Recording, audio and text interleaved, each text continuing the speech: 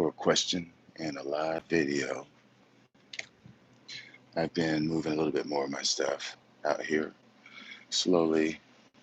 I'm really just trying to catch some rain because I have plenty more organization to do. I need to get more of my benches out here that will go over in that area. Um, so really, I am, like I said, I'm just trying to catch the rain. We're supposed to be getting a lot of storms in the next couple of days. And since the weather has warmed up, in order for me to take everything, or yeah, everything out besides what I'm not taking out, um, uh, that's what I'm doing little by little. So, but the question sort of concerns just the idea of giving away plants, or like when you're on the receiving end of plants. Should you just automatically take them, or should you consider what you may be getting into? Because a giveaway may not necessarily, in all cases, be a giveaway. There may be a catch to it. You just never know. So I know that happens a lot in just everyday life. We are a free trade society, and negotiations with or without contract are uh, they're undertaken every day. This is my hey there, Denise. This is my Cattleya. Uh, no, it's BC daffodil, and it's got roots on that end, and the other growth point. I'm not sure. I'm not really. I'm just got the camera in there checking things out. That's what I just looked at. But uh, I'm not going to put too many out. Mostly getting the mounted things, the things that are bare root. I mean, I do have angraecums, but they like the water. They need the water. But yeah, I really need to organize more. But so my question is, or my dilemma is, it's not a question, but how does everybody feel about um, almost being forced to take orchids from people, or just when they are sort of forced on you, uh, in under the guise that you are doing them a favor, you know, for whatever the reason may be. It may even be that you are working a sale table at an orchid show, and at the end, someone just hands you plants because they just don't want to uh, deal with them. Do you just take them, or do you say no? That has happened to me once. The reason that I asked that is that particular situation where I was at a orchid show. It was my very first orchid show, in fact. And, well, no, not my very first one. It was the first one that I put a display in. And we were the end of the show, and of course, there's a mad rush, and everybody's in a rush to get the heck out of Dodge and get your life back on. And it's a lot of work setting up and tearing down, but you know, it's not unlikely or unusual to see people giving away plants at the end of those sort of situations and the end of those shows off of their displays just because you think that they're just tired and they just have had enough of orchids and they're just giving you a gift. Well, the one time that that happened to me, I remember being stuck whether to reach out and take it or to just say no, but I took it under some pressure, and when I got it home, it was covered in scale, literally covered in scale. And because I felt some sort of pressure because I had took the plant, I thought that I would have to, um, you know, keep it alive because the person that gave it to me happened to be on the board and was, you know, he was on the board. So that's all I have to say. But when I got home, the plant had scale. So, and I have never mentioned that to the person. So again, the stress still continues as far as uh, how to respond to those situations when you're given gifts that, I mean, I honestly, at this stage, you see all of this, I don't need a gift unless it's a gift like this, or I don't even need another of that. I'll take another of these, Epidendrum lens. There's not too many other duplicates, or I think I am, it's hard to give me a gift. So that's my dilemma. I have already enough, and I struggle with buying, keeping my collection down. So me doing other people favors because of peer pressure, it ends up sometimes turning out to be a bad situation. Now there's another situation that I can talk about, which is kind of a what should I do? So I took some plants off of some people, and it was because they were downsizing, supposedly. And it was also one of those things where me being picky, it was like they had to really search their collection in an effort to find something that they could give me. That's how much I was pressured to take these plants off my hands. You're doing me a favor. So I take, and they're beautiful, bloom size, lovely. And then later on, for some reason or not, another, I have a plant, or I have two plants in an order, and I'm gonna send it back. And that person says, well, why don't you just give it to me, send it to me, since I gave you that plant? There again, there's another pressure. So how would you react in that situation? How would you react, Denise? And this in no way is about you, Denise, because I've already told you, I showed you I killed your plant. So it's not about you.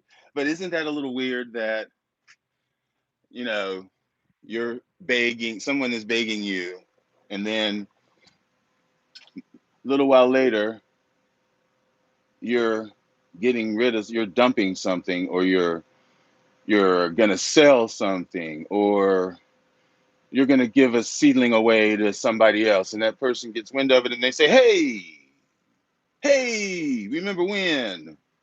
Remember when I did that for you? And you're stuck because I'm a nice guy and I did take. And so, anyway, somebody tell me. If you don't tell me, you're going to force me to be the bad guy, but that's okay. I am good with that. I just want to, uh, I guess I'm just testifying. I'm giving an orchid story. No, I am not annoyed. So it's just funny. I mean, just like when I said, um, you know, I will say it. The president of the iOS gave me a plant my first year at the same time that I was being pursued on the board. So you can understand the situation. And then I turn around and he's giving me a plant. It's a BLC Wilmette Wong, the best. I'm sure everybody's heard of that plant, right? Wilmette Wong, the best. And it may actually have been in bloom. I think it might have been in bloom because it was on the display. Yeah. So, uh, You don't want to know, Denise. If that was you saying I could never be the bad guy. I'm always the bad guy. Anyway, yeah. So I just think that's, it's kind of, you're kind of in a tough position, and you want to be nice and you are grateful, but on the other hand, you don't want to be taken advantage of, and so what should I do? And I realize people are going to watch this after the fact.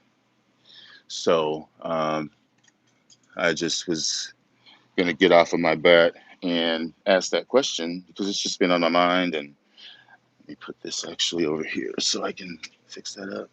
But I'm really happy about this. This is a Laturia.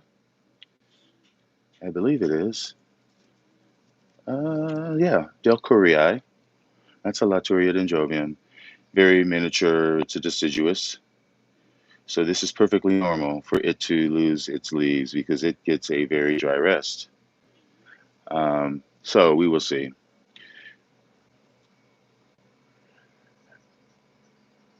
Yeah, that's what I'll have to do from now on because, um, anyway, live and learn, live and learn. But you understand what I'm saying about the peer pressure, when someone of influence and you're new in a club that is a very competitive club as far as orchid growers are concerned. And well, no. You don't know what my bad is. The bad guy would be to not succumb to the pressure of having to reciprocate or having to purchase or having to compensate for a gift or a giveaway. I mean, that's just like, you donate your plants to your club because you're retiring, and then the club, whoever wins the plans, and then later on the club says, "Oh, you won that, so now you got to do this for us." That's when you don't know that up front. That's sort of my question. Um, you know, I have no problem with compensation because, hey, what I got was worth a lot more. I mean, because, it was to me. So what was asked was definitely a steal as far as for what I got. I mean, what I got in my mind is priceless. So any amount, I would pay it. But it's the principle. Um, anyway, just some food for thought, and I don't want to dwell on it because it's not really that pressing, if you get my drift. So it was just something that was on my mind, and I wondered if anyone else had that sort of experience where you know you think you're doing someone a favor, and then it turns out to being they think they're doing you a favor, and then you have to pay for it somehow. Wow, very long blooming, very very long blooming.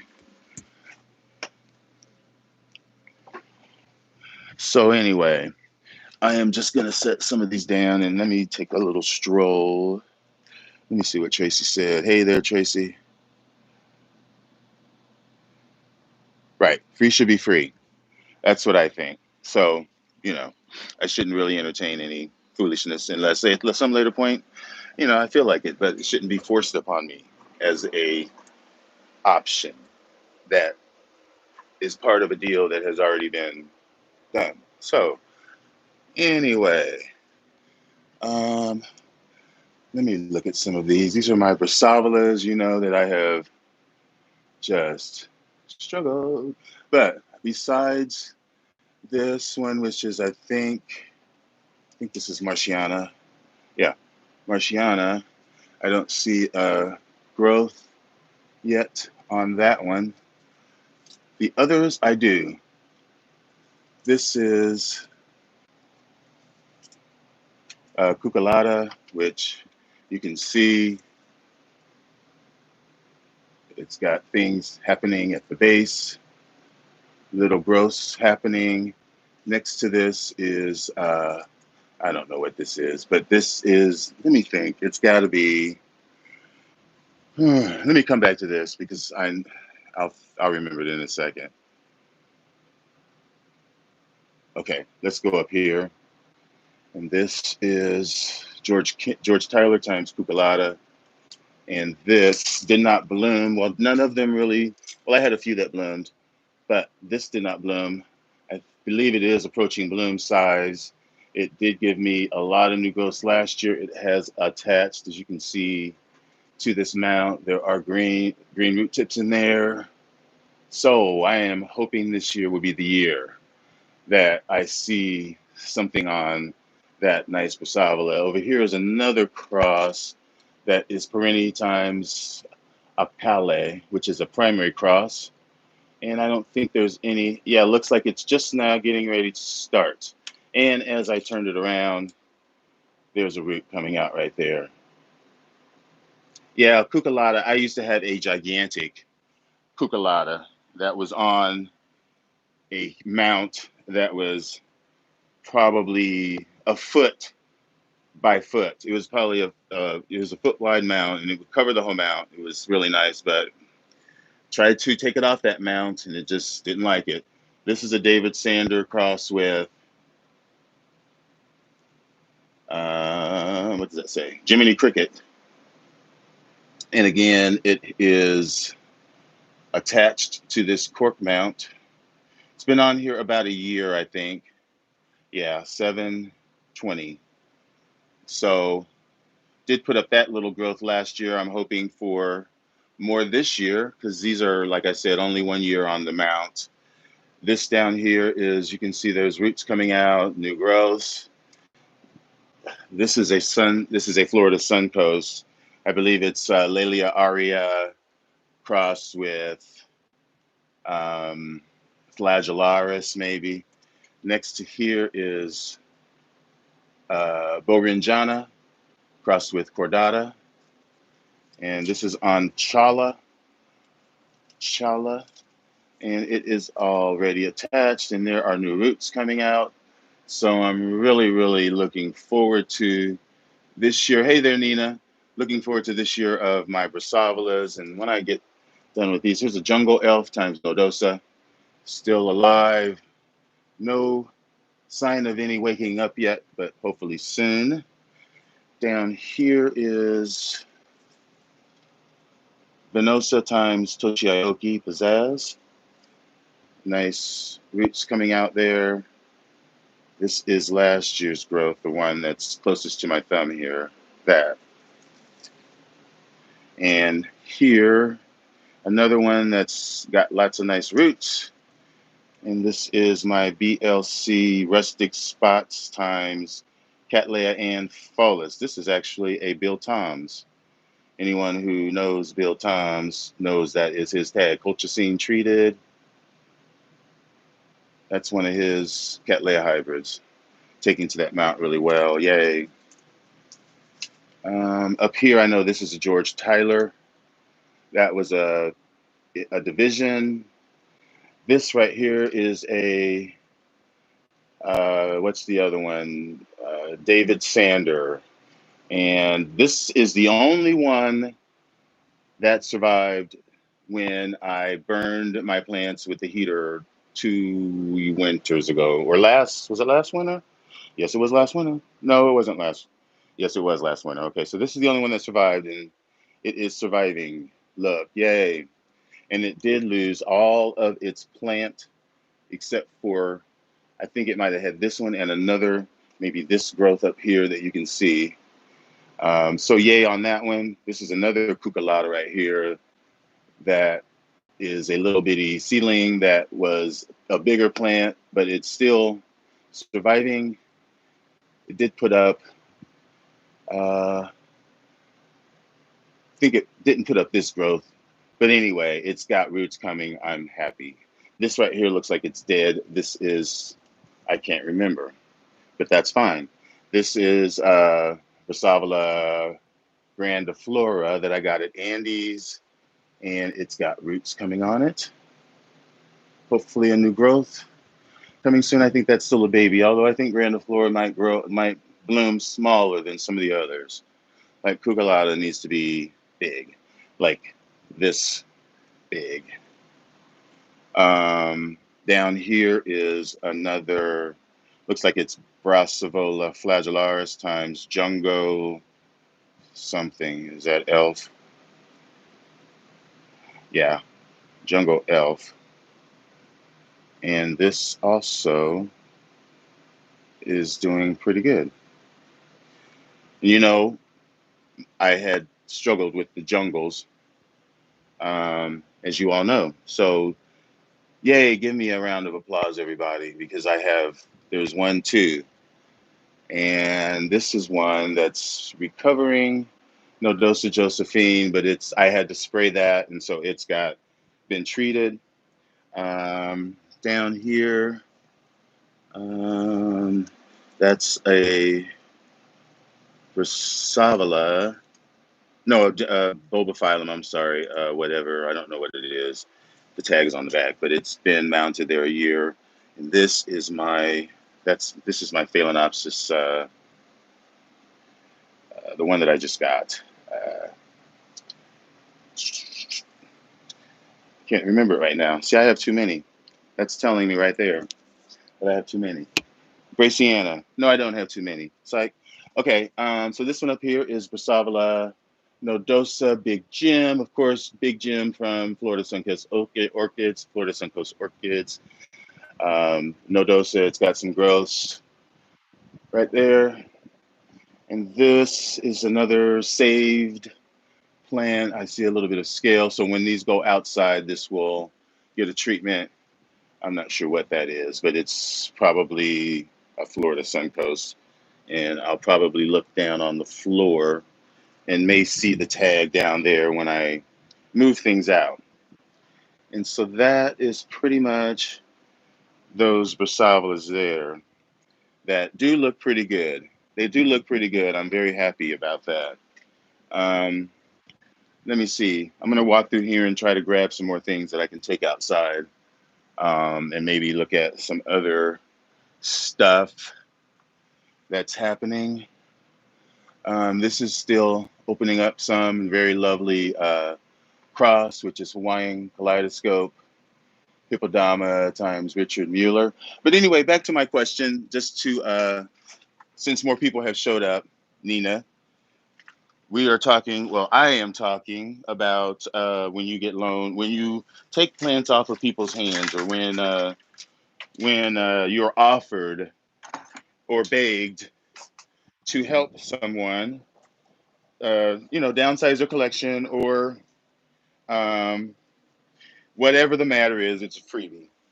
You're doing them a favor. And then somewhere down the line, or whether it's that same day when you get home and the plant's infested with scale, or I'm trying to maneuver this stand outside without bumping the camera, and I did okay. Okay, but anyway, should there be some guilt or some pressure at a later date to compensate?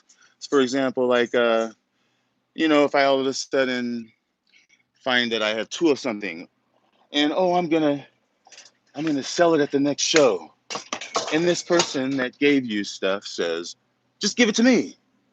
Remember when you took my plants? That's a situation. This is something that I gotta take outside. Is it? Yeah. This is my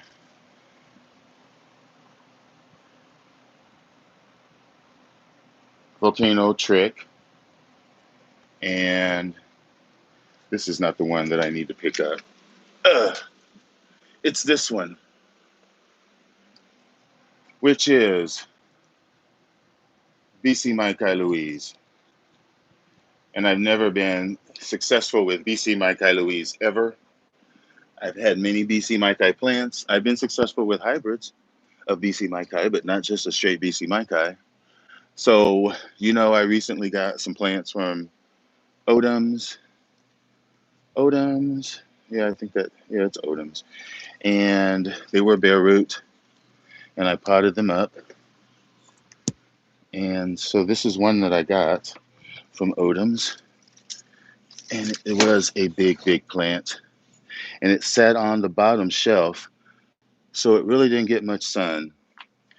And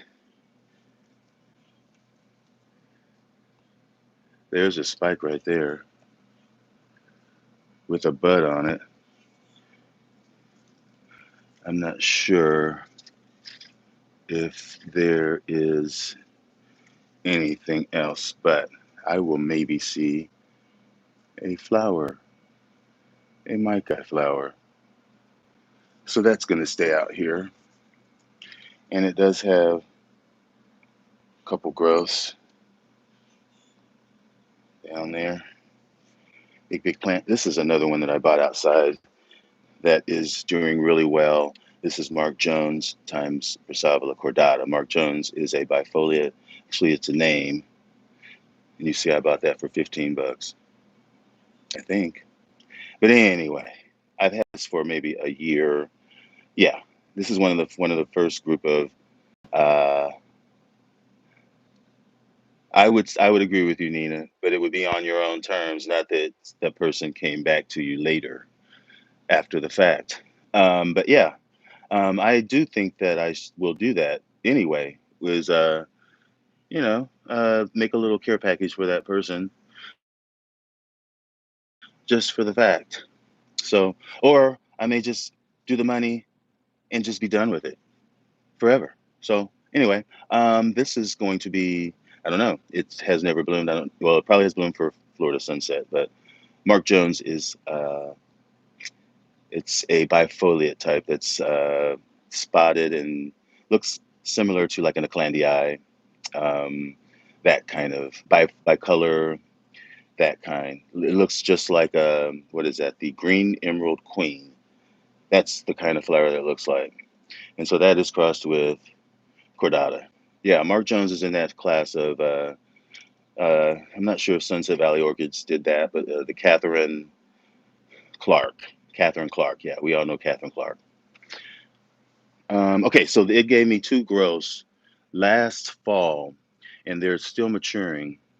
Hey there, Ron. Good to see you. And this is a previously sheathed plant. I don't think it's bloomed, but the newer growths are still maturing. I am hopeful for a sheath. I just up potted it in the Orchiata. Yeah, I just up potted it just in May, but I've had the plant for over the winter. Yeah, and I think that I know I did. This is my Encyclia rufa, and I have been waiting to see a growth on this plant, and unbeknownst to me, there's a new growth right there. Yep, and there's roots coming out of the base. Yes, yes, this is like the most fragrant Encyclia right there. Okay, let me go grab something else, and then I'm gonna let you guys go because it's already been 30 minutes. But understand the question. It's not, everything is a cost, and I don't believe well, I do believe in freebies, but I believe in equally compensating for the grace and, that is afforded to me. So one good always deserves another. And I have no problem with that. That isn't the question. It's just, is there any honor in those kind of transactions? That was all I was asking. Yeah, I'm gonna grab these two things and I'm gonna walk back here a little bit. Yeah. I'm still online, and this is still Um, mm, it doesn't really smell so bad. Doesn't really smell bad at all. Um, okay. I want to take this out for sure. That's my other Florida Stars. And this is just still fragrant, like I'll get out 24/7. It doesn't stop. Looks like I'm going to be getting some blooms soon on that. I believe that is, oh, I almost said that's a mealybug, but it looks like it's just the flower coming through. This is a nursery rhyme. That's what that is. Nursery rhyme. I'm not sure the cross. Yeah, nursery rhyme. There's a tag down there. And there's another spike of nursery rhyme. I think that is, maybe it blasted. I'm not really wanting to really look for it too hard right now because I got plants in my hands. But there is my yellow birds, the spikes down there. There's the buds. And actually, while I was talking earlier, my livida opened up, Prostechia livida, kind of, but not all the way. So it is not open, but it's getting there. Even that flower that is right there. Yeah, it's not going to want to focus on me because I only have one hand. Sorry. I'll have to show it again another time. And tomorrow I'm sure it'll be more open. These flowers are looking nice, nice, nice. But yeah, I'm excited to get the rest of some of this out because a lot of this has been resting and needs the water. Definitely. Oh, look, look, look, look, look, look, look. This is a first time bloom. First time bloom right here. This is my Encyclia diurna. That is opened up one bloom for me. I think there is some fragrance as well on that. Yeah. Hmm. I have to that one because the more come back another time, but there was something there, something very interesting there. But yeah, I need to get all of these out and turn this off because I need two hands to get my you know what I'm gonna get. But look at all those buds back there. See, I need to get this away from that. You see that? That scale is going to be on that if I don't do it right now. You see that? That's bad. But so far, I don't see any cross contamination. But as soon as I, trust me, as soon as I walk back that way, I'm turning this off and coming right back and getting this whole wall of plants, probably everything down, just to take them out and to inspect them and to get my hose out. And you know what comes next. So anyway, thank you all for participating in my question.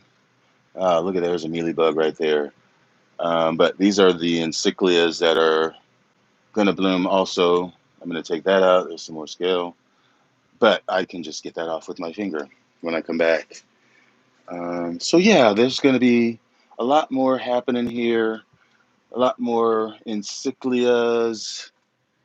Encyclia back here. This is my alata that's still growing up, and branching from a broken spike. And actually, look, the top was damaged, and then it branched. Same here. The top damaged, and now it branched. And same with this one. And this was, wow. And there's more spikes coming down there that I did not even see. Okay. What else? I think that's probably enough. Yeah, let me see. Thank you guys. Thanks, Nina. Thanks, Jerry. Thank you, Ron. Tracy. This is for Sharon when she watches this. One last thing. This is my, this is the girl, Akiko Sato. And this is the growth this year. Yours last year did not bloom, and this is the newest growth, which is a nice, healthy growth. Still attached to that. So yeah, stay tuned for more. Yes. Thanks for watching, everybody. Ugh, before I knock something down. And I'll be back soon. Trust me. Enjoy your orchids. Bye.